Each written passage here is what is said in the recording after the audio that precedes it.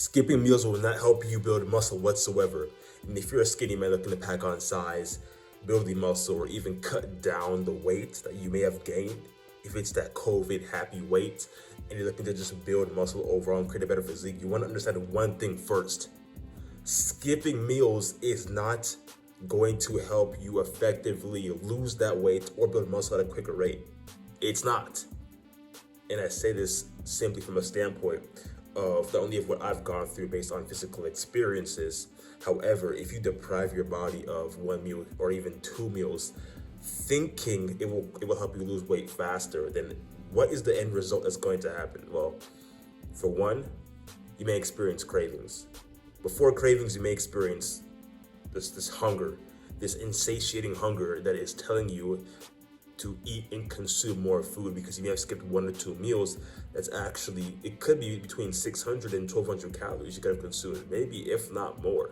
And depriving your body of that many calories, unless you are fasting, is not the most safest way to lose weight or build that muscle, but it's the fastest way to ruin your progress and cripple your endeavors towards where you want to be. Now, listen, I get it. It's extremely frustrating going back and forth with finding a practical solution, something that's going to be most helpful towards getting you from where you are now to where you want to be, which is why I made this YouTube video. It's to talk a little bit about skipping meals and how it's not the best alternative towards building that muscle, towards losing weight, how you can effectively develop a solution that will help you get you to where you want to be, right? So skipping meals, you are killing your hunger. Rather, you are making yourself more susceptible to consuming more calories in your day. That's exactly what skipping meals will do, especially if you're just starting out and you aren't familiar with a 20% deficit and you just want to take out 50% of your calories or 40 to 60% of your calories, if not more. That's gonna literally hurt your progress. That's a big thing beginners simply do when they're just starting out. They tell themselves, oh, if I cut half of my calories in half of my day, they'll naturally get into a deficit. Yes and no. Yes, you will get into a deficit over time. However, you gotta look at how that's going to help you long term. Is that sustainable to cut 50% of your calories in one sitting and do that over a period of time? Once you cut that 50% in calories, that means you stay at that 50% in calories because you already are in a deficit. Is that going to be sustainable? Maybe not, which is why I'm a huge advocate of flexible dieting, where you can consume whatever it is that you want to consume as long as it fits a specific macro distribution to your caloric intake. And that's the first thing about skipping meals. It's not going to help you lose weight fast. It will most certainly not help you build muscle at a more effective rate. Now, when it comes to doing the right thing in terms of cutting meals to a slow deficit, you want to make sure you're consuming whole foods. You're consuming foods along that nature that are healthy, organic, that are not potent on GMOs, right? It's important to consume these whole quality foods because it will give your body what it needs to grow to get into a calorie deficit properly and see results. If you just consume anything and whatever it is you want to consume, how do you expect to see some sort of gradual change in your waist, your stomach fat? It's most likely not going to happen. Which brings me to point number 2, right? And we talk about a metabolism because most individuals who are skinny have a fast metabolism. They can't seem to break it. Why does this typically happen? Or how can you, the skinny fat individual who is skinny fat, overcome this, right? We look at this by one simple thing, right? You are currently consuming calories at you are burning more calories at a much faster rate than you consume. Now, ideally, this is the fastest way to stay into a deficit and stay in a deficit forever and not build no muscle at all. And I think a lot of individuals who are skinny fat tend to have extracurricular activities, whether it's dancing, swimming, whether it's basketball, whether it's running, right? And a lot of beginners don't have an understanding of how much cardio they're doing and how much it actually is hurting their gains. Not saying you should not do cardio, but there's a point where cardio needs to have a specific place in your life so you can safely add on muscle, right? Do it the right way. Add on as much as you possibly can to your frame, then you can add on cardio.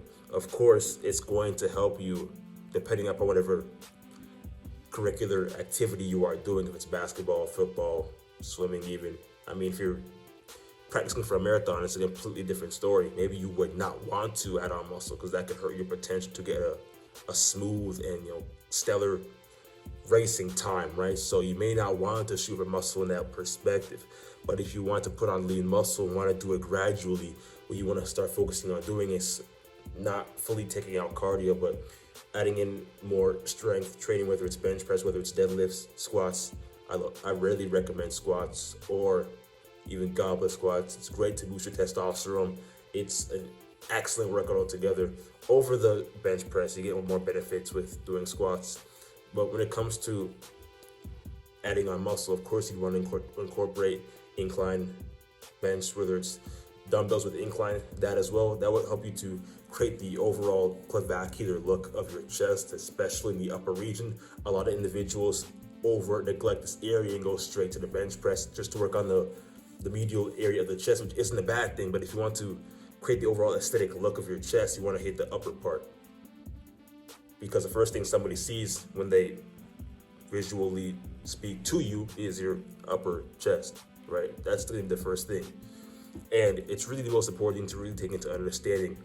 And individuals who are skinny fat tend to not apply pressure to their routine. They may just run through the motions, or they may not do that. They may just go through their actual routine. And the routine is just the first part, which branches into the next part I'm going to talk about in a little moment. And a routine is so effectively important because it incorporates strength training, which raises your metabolism, gets your heart rate going, gets that blood flowing. And when all these three things are in motion, your body moves at a much faster rate to burn more calories over a period of time compared to just steady state cardio or basic cardio you currently are doing in your day-to-day life. Hit boxing, basketball, swimming, all that is great. But the great thing about strength training is that it gets your heart rate, it gets your blood flow, it gets everything going. You burn more calories more effectively, and you get into a deficit at a quicker time rate. Now, when we talk about the routine, a lot of individuals who are skinny fat tend to not have a meal plan in place. And in taking whole foods that are of high quality can help towards building muscle, being able to stay in a calorie deficit for longer, and being able to just increase your overall energy levels and way of life. And this is an important concept to understand, and the lean bulk is what can help to build muscle, retain it, and as well as increase your water levels up, because the more weight you are going to gain in the process is the more you're going to be able to retain more muscle mass. And that's the importance of it. Now, a lot of individuals who are skinny fat have this preconditioned belief that if I go on a lean bulk, then I'm going to end up getting all this unwanted fat. Now, that isn't really the case. The point of a bulk is to gain weight, of course, in the process as you're continuously pushing the muscles towards failure, but you're going to be in a slight calorie surplus, which means you're going to consume more food than what your body burns in a day. Over a period of 4 months, this will help you to gain more weight. As you gain more weight, you're going to be able to retain that muscle. Think about it. Right now, if you're the individual who is skinny fat, right, and you're trying to build muscle, if you currently are eating 1,300 calories and your goal is to burn maybe 1,400 calories in a day, right? You're obviously in a deficit. And a lot of individuals who are skinny fat don't track how much calories they burn in a day because they're always moving. They're always moving from one location to the next. And they're always moving. As a result, they either consume little calories in their day-to-day, especially if it's protein. They're probably not even consuming nowhere near enough protein to really just grow the muscle fibers. They're probably consuming all the fast food, cakes and cookies and all these simple things because they quickly burn the food away because they're always moving.